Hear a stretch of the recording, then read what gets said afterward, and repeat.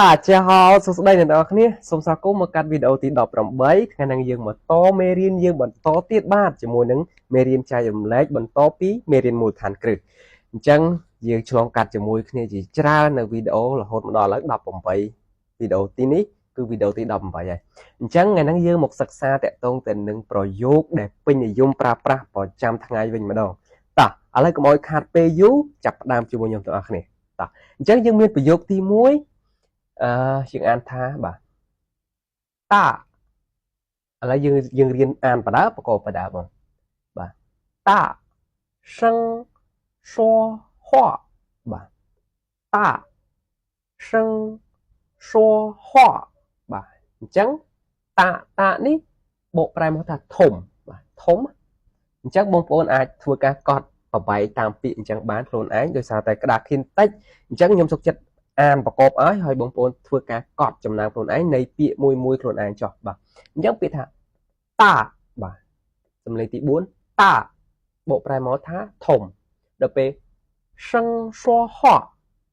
អញ្ចឹងពេលឃ្លានឹងបញ្ចូលគ្នាបាទតា声说话បកប្រែមកថានិយាយឲ្យលឺបាទនិយាយឲ្យលឺអញ្ចឹងណាបាទអញ្ចឹងដូចថាយើងចង់ឲ្យពីណាគេឬក៏សិស្សយើងឬមួយក៏ពីណាគេមិត្តភ័ក្ដិយើងអីចង់ឲ្យគាត់និយាយលឺជាងនឹងបន្តិចអីអញ្ចឹងណាជីនីតា声说话អញ្ចឹងមកសូមអ្នកនិយាយលឺជាងនឹងបន្តិចមកបាទសូមអ្នកនិយាយលឺបន្តិចអញ្ចឹងណាបាទអញ្ចឹងឃ្លាទី2បាទផ្ទុយពីនិយាយលឺអីគេបាទនិយាយតិចបាទអញ្ចឹងយើងអានដល់គ្នា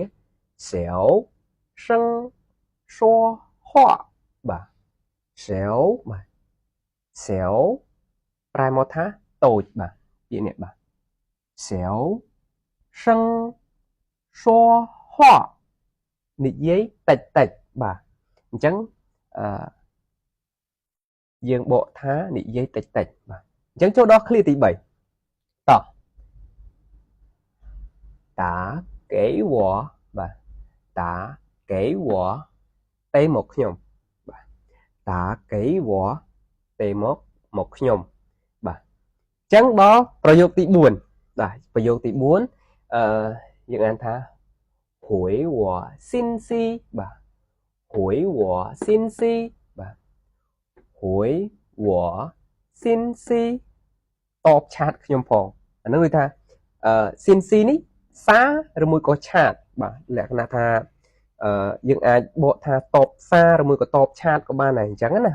ក្នុងអត្ថន័យថាតបសារតបឆាតហ្នឹងឯងអញ្ចឹង回我信息បាទ回我信息តបឆាតខ្ញុំឬមួយក៏តបឆាតខ្ញុំផងអញ្ចឹងតែបាទអញ្ចឹងចូលដល់ឃ្លាទី5បាទឥឡូវខ្ញុំចង់បបែកប្រយោគទី4នេះបន្តិចអញ្ចឹងបើសិនជាយើងចង់និយាយថាសូមអ្នកតបឆាតខ្ញុំផងអញ្ចឹងយើងនិយាយថាម៉េចយើងគ្រាន់តែប្រើពាក្យថាសូមពីមុខមកសូមចិនយើងហៅថាម៉េចឈីងទៅអត់ឈីងសូមអ្នកឈីងនេះហួយវ៉ាស៊ីនស៊ីបាទត្រូវអត់បាទសូមម្ដងទៀតបាទឈីងនេះហួយវ៉ាស៊ីនស៊ីសូមអ្នកតបឆាតខ្ញុំផងបាទអញ្ចឹងឈីងនេះបាទអញ្ចឹងដូចជាអ្នកទាំងអស់គ្នាធ្លាប់ដឹងហើយមែនអត់ថានឹងយើងទៅសេយ៉ាងណាអញ្ចឹងគ្រាន់តែទៅសេពាក្យថាឈីងនេះសូមអ្នកហើយយើងបន្ថែមឃ្លារបស់យើងមកហួយវ៉ាស៊ីនស៊ីបាទស៊ីននេះសលេងទី4បាទស៊ីនអានេះស៊ីធម្មតាបាទឈីងនេះហួយវ៉ាស៊ីនស៊ីសូមអ្នកតបឆាតខ្ញុំផងបាទអញ្ចឹងចូលដល់ប្រយោគទី5អូខេនេះគេបាទយើងអានថាថាហើយមេហួយវ៉ាស៊ីនស៊ីអញ្ចឹងបកប្រែមកថាគាត់មិនទាន់តបឆាតខ្ញុំទេអញ្ចឹងបានន័យថាយើងឆាតទៅគេហើយប៉ុន្តែគេអត់ទាន់តបមកយើងណាបាទក្នុងលក្ខខណ្ឌហ្នឹងបានន័យថាគេចូលស៊ីនហើយក៏មិនដឹងអីក៏មិនដឹងប៉ុន្តែក៏អត់បានតបមកយើងទេអញ្ចឹងយើងប្រើឃ្លាថាហើយមេហួយវ៉ាស៊ីនស៊ីបាទថានេះបកប្រែមកថាគាត់សំដៅទៅលើមនុស្សប្រុសបាទថានេះ សំដៅលើមនុស្សប្រុសអញ្ចឹងគាត់ជាមនុស្សប្រុសគាត់ជាមនុស្សស្រីបានន័យថានាងគាត់វាគឺយើងអានថាទាំងអស់បាទថាប៉ុន្តែការសរសេរគឺខុសគ្នាបាទចំណាំត្រង់ហ្នឹងការហៅការអានហើយនឹងការនិយាយយើងហៅថាហ្នឹងគឺបាន3តែម្ដងបាទចង់សំដៅថាគាត់ដែលជាមនុស្សប្រុសនាងហើយនឹងវាបាទអញ្ចឹងយើងអាចអានបានថាហ្នឹងតែមួយហ្នឹងគឺបានន័យទាំង3បុគ្គលហ្នឹងតែម្ដងបាទប៉ុន្តែការសរសេរគឺបញ្ជាក់អំពីថាមួយណាអញ្ចឹងណាសរសេរបែបនេះអានថាហ្នឹងគឺសំដៅទៅលើគាត់សំដៅទៅលើមនុស្សប្រុសបាទអញ្ចឹងយើងសូមអានម្ដងទៀតបាទថាហើយមេបាទហើយមេបកប្រែថាមិនទាន់ហើយមេព្រួយវ៉ាស៊ីនស៊ីបាទគាត់មិនទាន់បាទតបឆាតអីគេគាត់មិនទាន់តបឆាតខ្ញុំទេបាទអូខេឥឡូវយើងមកបន្តជាមួយនឹងប្រយោគទី6晚点打给我បាទ晚点打给我អញ្ចឹងចាំថាពពួកសំឡេងអានេះសំឡេងទី3មែនអត់សំឡេងទី3សំឡេងទី3សំឡេងទី3សំឡេងទី3សិតតែសំឡេងទី3អញ្ចឹងចាំថាពេលសំឡេងទី3នៅជិតគ្នាអញ្ចឹងអាមុខអានសំឡេងទី3របស់វាហើយអាក្រោយផ្សេងទៀតទៅសំឡេងទី2អស់ហើយបាទសំឡេងទី2អីគេបាទបើយើងអានថាបើនេះទៀនមែនអត់ប៉ុន្តែពេលសំឡេងទី2អានមិនទៀនទៀនទៀនអញ្ចឹងទៅបាទយើងអានសំឡេងទី2អញ្ចឹងបានន័យថាបើសំឡេងទី3អញ្ចឹងអាមុខគឺទី3អាក្រោយមកសំឡេងទី2អស់ហើយបាទអូខេអញ្ចឹង晚点打给我អញ្ចឹងបានន័យថាយប់បន្តិចបាទ晚点បកប្រែមកថាយប់បន្តិច打给我អីគេបាទ打给我អីគេមិញទេមកខ្ញុំបាទ打给我ទេមកខ្ញុំអញ្ចឹងសរុបប្រយោគនឹងមក晚点打给我យប់បន្តិចទេមកខ្ញុំផងអញ្ចឹងណាបាទអូខេតោះឥឡូវយើងចូលទៅដល់ប្រយោគទី7我给你发信息了បាទ我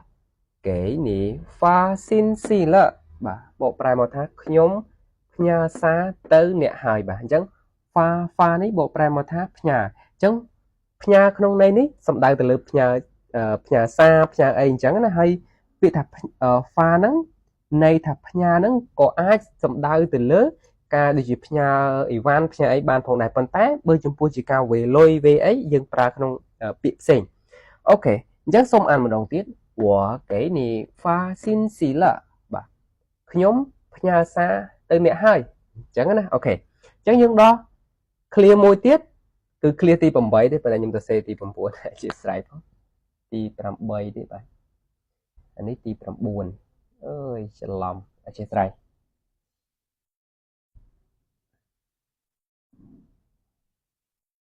អូខេតោះឥឡូវយើងចូលដល់ clear ទី8យើងអានថាហៅគុនបាទហៅគុនអញ្ចឹងបកប្រែមកថាងុយដេកណាបាទងុយដេកណាអញ្ចឹងហៅគុនអញ្ចឹងហៅក្នុងន័យនេះបកប្រែមកថាណាគុនហ្នឹងបានន័យថាងុយងុយបាទអញ្ចឹងហៅគុនបាទហៅគុនងុយដេកអញ្ចឹង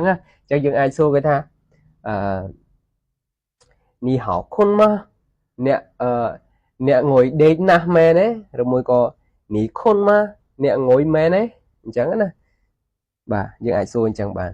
ហើយក្នុងនេះខ្ញុំនិយាយថា clear ទី9ខ្ញុំដាក់ថាវ៉ាហៅគុនខ្ញុំងុយដេកណាអញ្ចឹងណាបាទក្នុងន័យហ្នឹងយើងថាអញ្ចឹងបាទវ៉ាហៅគុនខ្ញុំងុយដេកណាអញ្ចឹងពេលណាគេខ្លះតែងុយដេកធ្វើការអញ្ចឹងងុយដេកអីចឹងប្រើ clear ហ្នឹងចៃប្រាប់គ្នាយើងមិត្តភក្តិមិត្តរួមការងារអីផ្សេងៗអញ្ចឹងដឹងឲ្យបានសប្បាយសោយអា clear នេះបាទវ៉ាហៅគុនខ្ញុំងុយដេកណាអូខេឥឡូវចូលទៅដល់ clear ចុងក្រោយ clear ទី10ខែសលេងទី1ខែหวานសលេងទី2បាទหวานសលេងទី4បាទ sell ខែหวาน sell និយាយលេងអញ្ចឹងនិយាយលេងក្នុងន័យនេះដូចលក្ខណៈថា em kidding ខ្ញុំនិយាយលេងទេអីអញ្ចឹងណាបាទក្នុងន័យហ្នឹងអញ្ចឹងបើសិនយើងបន្ថែម war ពីមុខឧទាហរណ៍ថា war 开玩笑ខ្ញុំនិយាយលេងទេអញ្ចឹងណាឧទាហរណ៍ថាយើងនិយាយអីមួយទៅលក្ខណៈដូចឈឺគេបញ្ចោគេអីតិចតួចអញ្ចឹងទៅបន្ទាប់មកយើងចង់ប្រាប់គេថាខ្ញុំនិយាយលេងទេអញ្ចឹងយើងអាចប្រើពាក្យថា我开玩笑បាទខ្ញុំនិយាយលេងទេអញ្ចឹងណាទួយពុះជាសុបទោសអញ្ចឹងទៅអូខេអញ្ចឹងបើសិនជាបងប្អូនត្រូវការស្លឹកកិច្ចការស្លឹកមេរៀនដែលខ្ញុំសរសេរលើក្តារខៀនហ្នឹងបងប្អូនអាចចូលទៅក្នុងរបាយ search របស់ Telegram ហើយសូមវាយពាក្យនេះអញ្ចឹងបងប្អូននឹងឃើញក្រុមមួយដែលខ្ញុំបង្កើតសម្រាប់តម្លាក់ស្លឹកកិច្ចការមេរៀនហ្នឹងបងប្អូនអាចចូលទៅទាញយក free បានសង្ឃឹមថាបងប្អូនអរគ្នាស្រឡាញ់ចូលចិត្តคลิปវីដេអូមួយនេះហើយអរគុណច្រើនបងប្អូនសម្រាប់ការតាមដានទស្សនាតាំងពីដើមរហូតដល់ចប់ជួបគ្នាជាមួយខ្ញុំបាននៅវីដេអូក្រោយទៀតបាយបាយចាជា